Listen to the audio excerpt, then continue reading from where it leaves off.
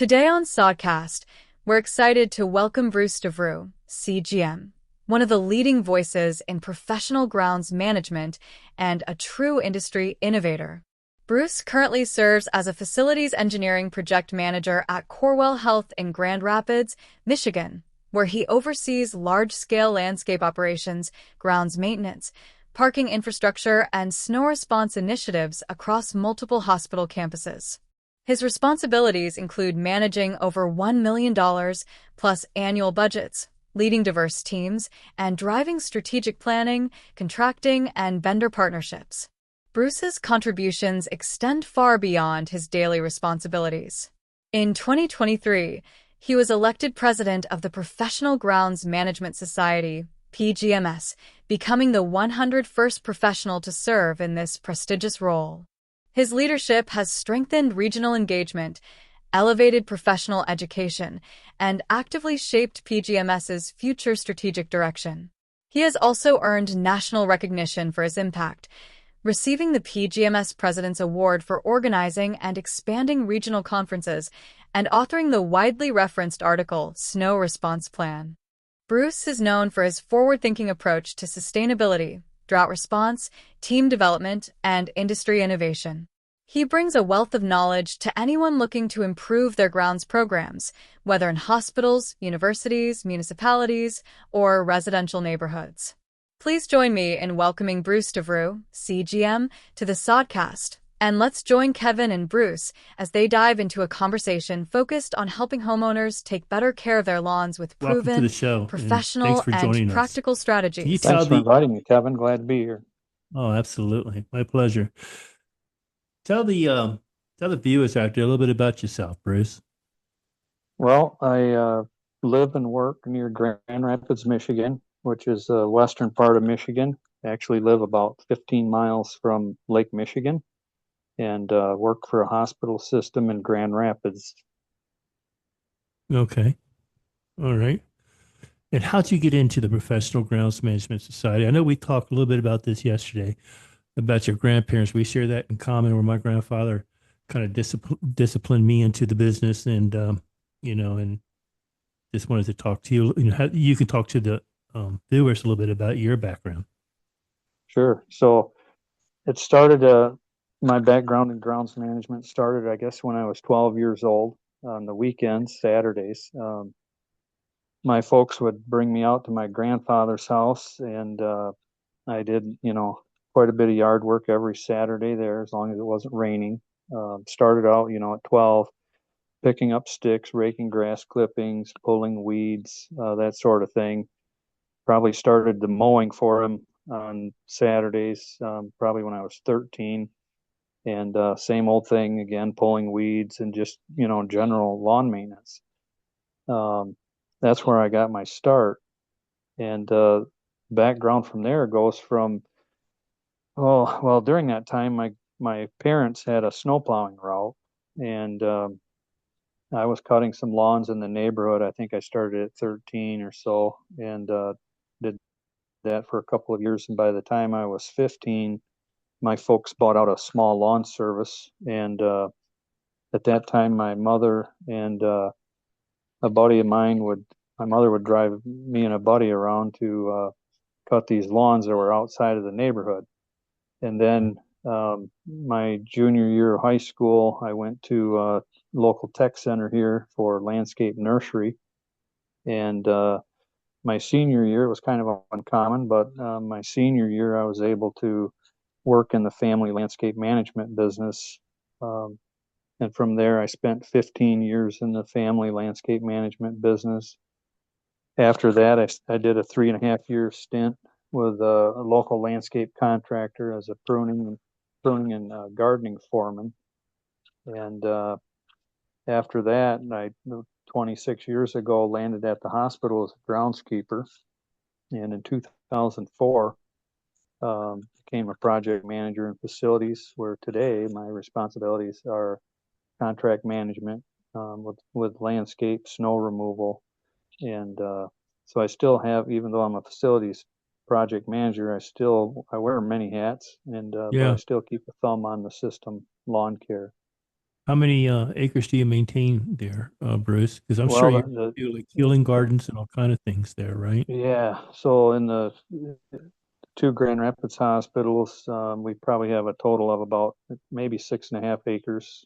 So not a Okay. lot of turf, but we have multiple landscape beds and healing gardens and that sort of Mhm. thing. So And this again, small, excuse me, yeah, and this small, excuse me, this small little landscapes, sometimes they're more challenging because they got to be perfect. I mean, they're small, granted, but they got to be perfect because you yeah, know the devil's in the details, and you see everything when they're small and confined like that. yeah, yeah, for sure. So yeah, we're very particular about the appearance of our grounds and gardens, and we even go as far as using snapshot in our contract specifications for weed management. We really work to have a zero tolerance for weeds in our plant beds. And Now, for the yeah, you're homeowners that right. don't know, what is Snapshot? Snapshot is a commercial grade pre-emergent herbicide that you can use in shrub beds and various planting beds, as long as plants are labeled for it. Let me see. It's kind of similar to green that's available, cream, excuse me, Hmm. that's available to homeowners. Okay. Okay. Okay. Now, the question that I'm sure my viewers would really like to know: what advice does a professional grounds manager or project manager like you have for homeowners out there? Whether it's turf, plants, I mean turf, ornamental beds, if it's a garden, what type of advice do you have for them out there? Sure. So, I think the biggest advice I would have is to ensure that you're following the product label, whether it's for, a turf fertilizer or if it's a pre-emergent herbicide for plant beds. It's really important to follow the product label. And when calibration, if calibration needs to be involved, make sure that your application's been calibrated to the right rate of material per 1,000 square feet or per 100 square feet, depending on the circumstance. So what we find is, we as homeowners sometimes will use a product and say, oh, that just didn't work. Well, a lot of times it's because we put the product down too light, and we don't want to put it down too heavy either. So it's real important just to follow labels. Understood. And that's great advice. Great advice. And sometimes when you're talking about the 100, per 100 feet, that I'm guessing you're thinking about your beds, your small beds, your planting beds and stuff. And when you're thinking about square feet, typically your lawns, there's 43,460. Am I right? Square feet. I should know this by Yeah, heart. 43,565, I believe, right? Okay. Yeah, and a square feet in an acre. So these things are really important to know that Bruce is mentioning here. Bruce, we talked a little bit about this too yesterday, and I don't want to rehash all this, but the owners out there can learn a lot from us, especially from our mistakes. Could you tell the viewers out there at Tom that you um, messed up and got humbled and learned from it? Sure. So this goes back to label again. So a number of years ago, um, using diclomec pre-emergent and a post-emergent herbicide, it's a granular product in shrub beds. We applied at a commercial site. We applied this product in shrub beds, and the beds were, you know, elevated a little higher than the turf, but then the turf sloped towards the sidewalk a bit.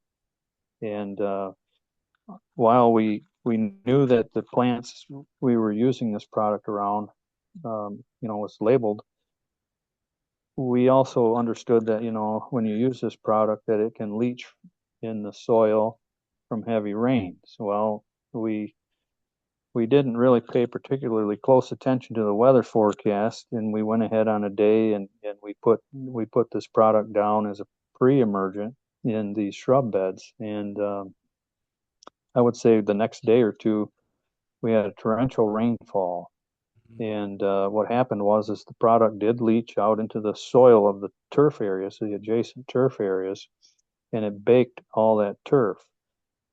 Well, it's a product that once it kills plant material, weeds and unwanted plants, it takes a year to work its way out of the soil. So we ended up having to dig up all the dead sod, and we had to dig out soil, bring in fresh soil and lay new sod. So, there's a case where, yeah, we followed the label, but we didn't pay attention to the weather forecast maybe as close as we should have. And, it cost quite a bit of money to go back and replace everything. But, Yeah. so that's Yeah. one thing I learned. Yeah. And again, that's your great economics experience. Just doing it right the first time, read the label. That seems to be a common denominator here. Read the label, read the label. This is great advice that Bruce has given us. Just so you don't have, because it can impact you financially and of course aesthetically. So always read the label and make sure you put down the right application for the right area. So absolutely, Bruce. Bruce, you have anything else you would like to add to the homeowners? Anything that I haven't think of? Any more professional tips, advice? Well, I kind of have, if you would like to talk about turf management for a second, if you don't mind. No, I don't mind at all. Couple things I learned over the years was I just don't like mowing wet grass. Yeah. For safety reasons, aesthetically, it's not great, right? And Right. so Because it lays it mow, down. It lays it down and doesn't really get a true cut. So yeah, I'm yeah, just telling homeowners here what's inside that brilliant head of yours. But yeah, Bruce is absolutely right. If it's wet, it lays down. But go ahead, Bruce. yeah, for sure. And the second thing is a lot of times, we as homeowners and sometimes professionals, one thing to remember with mowing equipment is it's really all about blade tip speed on your equipment, and the faster your blade tip is, the better cut you're going to have, better striping you're going to get. The results are just so much better than sometimes a standard lawnmower. So those are two things that come to my mind as far as turf management. No, and this is great, great advice. It's simple, simple things that mean a lot. So yes, run your lawnmower at full throttle, full operation, the way it's designed to. With a maximum RPM, uh, and at a safe speed. And remember to keep the guards down so objects don't go flying around and so forth. But no, this is great, great advice, Bruce. Thank you. And I want to personally thank you for coming on here and doing this for the homeowners. I've been trying to get you for a while now, and I'm glad that we touched base and finally got able to do this. That wraps up today's episode of the Sodcast. A huge thank you to Bruce DeVrou, CGM, for joining us and sharing his insight, and for putting up with Kevin's cold and scratchy voice throughout the conversation. Bruce's expertise in professional grounds management reminds us just how much knowledge and passion go into maintaining the landscapes we enjoy every day. If you found today's episode helpful, inspiring, or even just entertaining, make sure to hit subscribe so you never miss an update. We've got an incredible lineup of guests coming your way. George Bernardin, Executive Advisor for Grounds Management and Projects with SSC Service Solutions, bringing decades of strategic leadership and on-the-ground experience. Tim Moore, Vice President of Grounds Management for ABM, sharing insights from one of the largest facility services organizations in the country. Vicki Wallace, Extension Coordinator at the University of Connecticut, offering practical advice for homeowners, lawn care enthusiasts, and hometown coaches responsible for their sports fields. Each of these conversations is packed with real-world tips, professional strategies, and down-to-earth guidance you can use to improve your own lawn, landscape, or sports turf. Thank you for listening to the Sodcast, where we bring professional grounds wisdom straight to homeowners, coaches, and green industry pros everywhere. Until next time, remember, we talk turf and you grow the results. Thanks for listening.